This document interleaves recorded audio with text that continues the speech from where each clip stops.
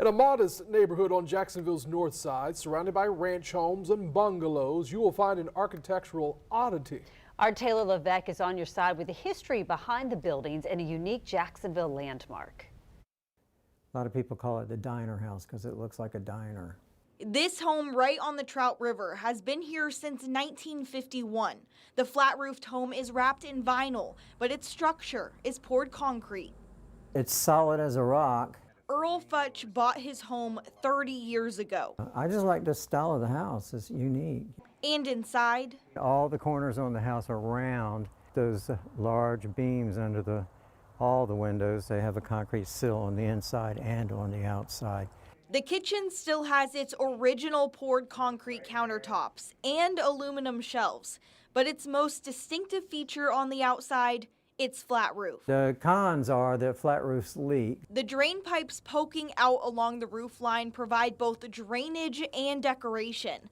The home is one of more than a dozen similar looking homes on Jacksonville's north side, all either next to or only a few miles apart. I call them marine modern houses because they were unique to this man who came from Georgia in the 1920s. They're concrete block houses with a smooth stucco finish. They have rounded corners. Many of them have rounded windows and doorways, and they're flat roofed. And because of that, they have drain pipes that carry the water off the roof. Historian Dr. Wayne Wood says a man named King Solomon Rathel and his wife Marvell Funderbunk bought several acres along the Trout River during the Depression and started building.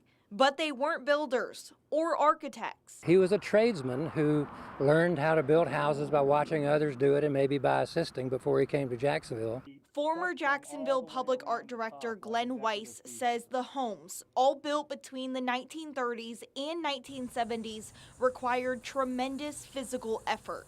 He had ramps that went all the way up and around on this scaffolding that he would take the concrete himself after mixing it on the ground and then rolling it in a wheelbarrow up in order to build the building. The amount of like muscular energy that this guy must have been tremendous.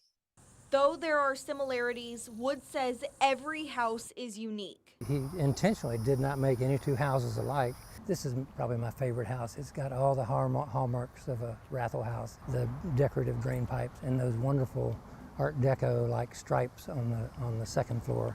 What about the colors? They're all unique colors. They're all sort of pastel, and that may be part of the influence of the Miami Art Deco historic district, where the buildings are all wonderful shades of peach and tangerine and lime and tropical colors. This was the first home built by the Rathels in 1938. Every 2 years he would build another one. And the last house he built was actually in 1971. Rathel died in 1976. He and his wife are buried at Evergreen Cemetery in Jacksonville. But the homes, nearly 100 years later, are still standing.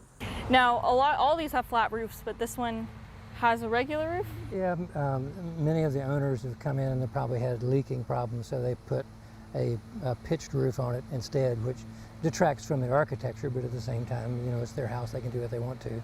Kevin Kenneth Young lives at this home on Turton Avenue. He says his home is solid, but because it's made of concrete, it's not easy to make renovations.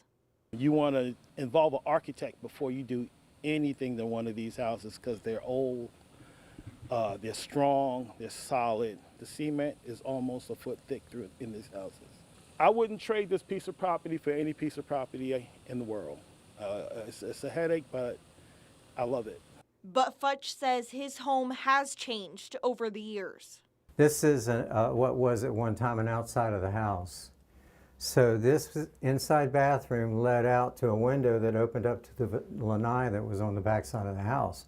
And I believe that this guy built these houses so strong and overbuilt them that they're just never going anywhere.